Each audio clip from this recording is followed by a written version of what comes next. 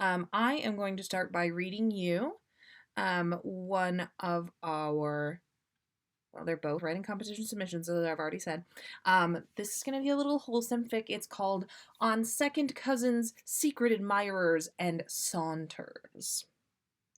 So let's get started. Sirius! Sirius winced at the sound of Molly Weasley's voice and slowly turned around to face her. She beckoned him back into the kitchen, and he reluctantly followed. What is it you think I did this time, Molly? Fred and George are lying. I'm sure of it. You didn't do anything, Sirius. At least, not that I know of. Yet. Molly raised her eyebrows suspiciously, but surprisingly let the matter of the twins drop. Sirius hoped that she wouldn't revisit it later, but knowing the chances of that were slim, silently cursed himself for not keeping his mouth shut. I actually wanted to talk to you about Tonks, the Weasley matriarch continued. Tonks? Sirius inquired, thrown off guard. What about her? Well, I've noticed lately that she seems to be taking a liking for someone. And bloody hell, Molly, I'm her second cousin. Serious. Honestly. First of all, you're first cousins once removed. And secondly, I'm not talking about you, you self-centered pillcock. I'm well aware of your familiar relation. Apparently, I'm better acquainted with it than you are, and despite what you may think, the world does not revolve around you. People are quite capable of being attracted to someone other than Sirius Black, you know. Really? But I'm so charming. Molly scoffed at this, but Sirius ignored her. Well then, who is it? Who has Tonks got her eye on? Remus, Molly stated matter-of-factly. Sirius buckled over in laughter. Why, Molly, I didn't think you had it in you, but the twins must be wearing off. He managed to gasp out in between guffaws. After several minutes and a great deal of wiping his eyes, however, Sirius realized that Molly wasn't laughing. Or even smiling, for that matter. In fact, she looked downright murderous. Well, Molly began harshly, I was going to ask if you would talk to him about it, but seeing as you clearly don't take your friendship with the man seriously... Wait, are you serious? He asked, then turned his lips upward in an expectant smirk. When the expected retort of, no, you're serious, and honestly, who could possibly resist making that joke, didn't arrive, however, he quickly straightened his face out into a visage of as much seriousness as he could muster. Quite, Molly replied, once Sirius had obviously given up on waiting for her to respond to his humor. Oh, well, in that case, yes, I suppose I had better go talk with him. After all, if I didn't see it, there's no way Mooney could have. Always was dense when it came to girls, that one. I imagine it's less to do with being dense and more to do with being noble, Molly began, but Sirius was already leaving the room, rapidly thinking of ways he could make his friend notice the young metamorphagus. After all, tricking people was always more his style than talking. Oh, Remus! Sirius called out, drawing out the vowels. Lupin turned around and eyed Sirius in much the same way that Sirius had looked at Molly the day before. What? Sirius asked, I'm not Molly or McGonagall. I don't care what you've done. Strangely, this did not seem to comfort the werewolf, who replied with something along the lines of being more concerned with what Sirius had done, as if he'd had time to implement any of his plans yet. In fact, he was only just now getting one started. Speaking of. So, I found this in your trunk, Sirius said, handing Lupin a piece of parchment. In my trunk. You mean the one in my room? The room in my house where I live and you don't? Lupin asked dryly. Uh-huh, replied Sirius glibly. Right, replied the werewolf, eyeing his friends suspiciously. So, are you going to read it? Asked Sirius eagerly. Yes. Later? Oh. As in, when you aren't here, looming over my shoulder, looking at me like you've buried a particularly nice bone in my backyard? But, Moony, Sirius whined, doing his best puppy dog eyes, which, considering he frequently had actual puppy dog eyes, was pretty damn good, if he did say so himself. Why do you care what it says so much? Remus asked, beginning to break a little. Obviously, it was the eyes. Curiosity? Right. Lupin rolled his eyes. Fine. Yes!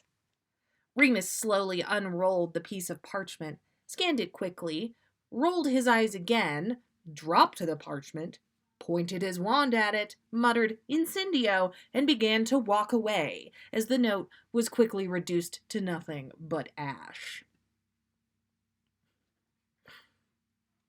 Jogging slightly to catch up, Sirius reprovingly notified his friend that he had neglected to read the note aloud as promised. Why should I tell you what it said when you already know? Asked Lupin irritably. What?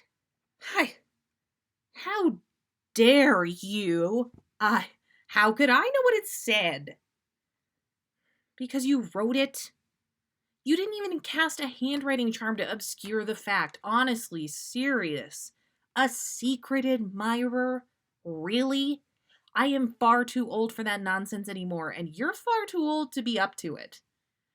And with that, he swept out of the hallway and into the kitchen, where he began pointedly chatting with a bemused Arthur. 3 weeks later, and Sirius was running out of patience. He'd tried everything. Seriously. Well, maybe not everything. He hadn't given Lupin a love potion while Tonks was conveniently nearby, but that was just desperate and honestly morally ambiguous, which typically didn't bother Sirius much, but he had to draw the line somewhere. Didn't he? Right as he was about to give up and admit that maybe Molly had been right and he should just talk to his friend, come to think of it, Molly had been glaring at him a lot these past few weeks. Tonks walked into the kitchen, where he was nursing a largely untouched cup of tea. Watch her, Sirius. Sirius smiled and waved in response and began to get up from the table, still contemplating the horrific idea of admitting defeat. As he pushed back his chair, however, a loud pop, followed by a menacing sizzle, emanated from down the hall, followed shortly by the shouts of Fred and George frantically trying to get whatever their latest invention was under control. Sirius barely registered the sound of Molly's furious voice getting added to the mix. However, as he was busy staring at Tonks. She had jumped at the initial popping sound, and in typical Tonks fashion, tripped over her own feet, only to be caught and steadied by Arthur, who quickly left the room to intervene in the Weasley showdown brewing nearby. And so it was that one last desperate idea that began to form in the back of Sirius's mind. Bartering with his godson had not been easy. But finally, after agreeing to buy Harry a new broom servicing kit, and to help him devise a plan to humiliate Draco Malfoy, Sirius had gotten Harry's assent to use the invisibility cloak. For one day. A day which he had spent the entirety of following around his second cousin, first removed cousin, while hunched over in the cloak. Honestly, who had made this thing? A house elf? A goblin? Or a small child? And the day was quickly coming to a close. He was starting to think he'd have to buy his godson another broom when Tonks finally led him back to Grimmauld Place, where he hoped Lupin would still be working on some paperwork for the Order, silently cursing Tonks and her penchant for taking long walks while rapidly rotating her hair from one color to the next of the rainbow and the next, and then back again. Sirius followed his cousin, whatever type of cousin she may be, inside the damnable house, and practically jumped from under the cloak with joy. There was Lupin, in all his gangly awkwardness, just exiting the kitchen and heading down the hall towards them. Thinking quickly, Sirius caught the door behind him and pushed it back open again, hard enough to make it squeak on its hinges. Tonks, muttering under her breath about silencing charms and rusty metal, turned back around to close the door firmly, allowing Sirius to sneak ahead of her and position himself about halfway down the hall. And then he waited for his moment.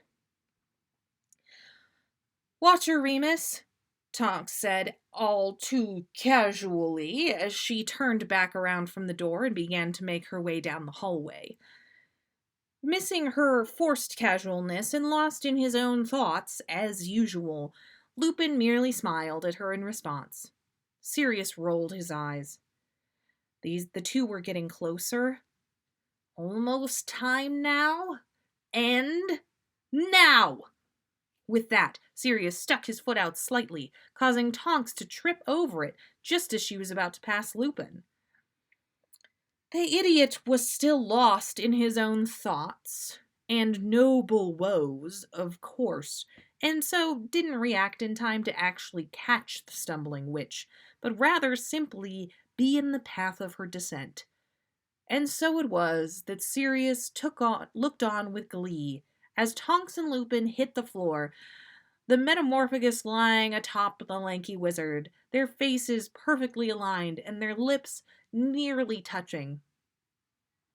Couldn't have gone better, Sirius thought to himself as he began to saunter down the hallway, smug in a job well done and fully intending to leave the pair behind him, snogging their faces off. Unfortunately, he saw, as he looked behind him, Lupin was being noble again. They hadn't kissed at all. Instead, Lupin was busy trying to pick up both himself and Tonks at the same time, while Tonks was sputtering apologies, blushing profusely, and changing her hair bright red to match. Even more unfortunately, Sirius realized when he turned back around, Molly was standing in the kitchen doorway, hands on hips, glaring directly at him. He glanced down and realized that the floor was further away than it had been all day. Bullocks. It was hard to saunter while keeping yourself under a too short invisibility cloak. Maybe Molly wouldn't recognize his shoes. The end.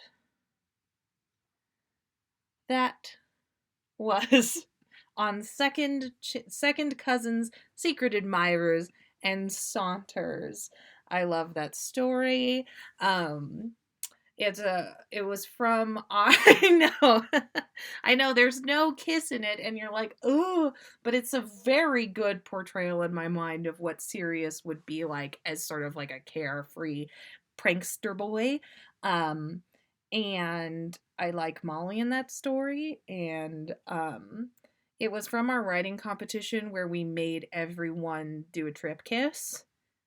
And I guess it technically didn't end in a kiss, but I kind of liked that. So, um, very cute awkwardness, very, very good, serious nonsense. um, and I really like reading that story out loud. That's a fun one to read out loud. Speaking of fun ones to read out loud, uh, does everyone remember this story from our Christmas special? It was not this last Christmas special. No, it was not this last Christmas special. It's the Christmas special from the Christmas before. Our first Christmas special, there was a story called Christmas Milk, where Ron has a dream about the perfect glass of milk, and it turns into a girl, and her name is Rowena, and she's the goddess of milk. And then he wakes up and he sees her in the Great Hall. You guys remember that story? Because this is the sequel to that story. Amazingly. Yes, yes, yes, yes, yes. This is called Christmas Milk Tragedy. This was a gift bestowed on to us by Phoenix Leviosa. Thank you so much. This story gives me so much joy. Here's some weird crack fic. um Sequel. Here we go. Christmas Milk Tragedy by Phoenix Leviosa. It was a chilly December evening, and Ron, bundled up in a hideous yet warm sweater his mum had made him, was sitting in an armchair by the fire with a copy of Yes Glitter on his lap. It was flipped open to an article about how to choose the perfect present for your loved one. He'd been dating Rowena for almost a year now, and Christmas Day marked their anniversary. Such an anniversary day meant the perfect present needed to meant that the present he needed to get her had to be perfect. But what on earth could be good enough for the goddess of milk? The article said a present should be special and meaningful. Girls like flowers and jewelry, right? Ron thought to himself. But I don't have any money to buy either of those. Plus, they would probably be too impersonal. A cow, maybe? But where would she put it? Also, where would I even get one? I mean, I'm sure Hagrid could get his hands on one. Or is a cow too extravagant? Maybe something smaller, like a goat. This is too hard. Ron rubbed his hands on his face and gazed into the fire, admiring the way the flames danced around. Before he knew it, he was once again in a clearing in the middle of a forest. He saw the beautiful glass of milk in the middle. Rowena? Ron gasped, rushing toward the milk and picking it up. Rowena, is that you? Why are you milk again? Suddenly, he heard a loud noise and jumped, spilling the glass of milk all over his sweater. No! Ron shouted. No! Rowena! No!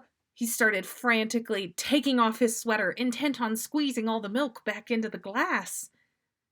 Another loud noise rang in his ears. He was abruptly thrust back into the waking world, into the armchair by the fire. Hermione was standing in front of him, looking concerned. Are you okay, Ron? She asked. You were thrashing about. Where's Rowena? Ron asked, distraught. I must find her. Who is Rowena? Hermione asked, sounding bewildered. My girlfriend. Duh, we've been dating for almost a year. Girlfriend? As far as I know, you've never had a girlfriend. What? How can that be? What's going on? Ron thought to himself, panic sinking into his stomach.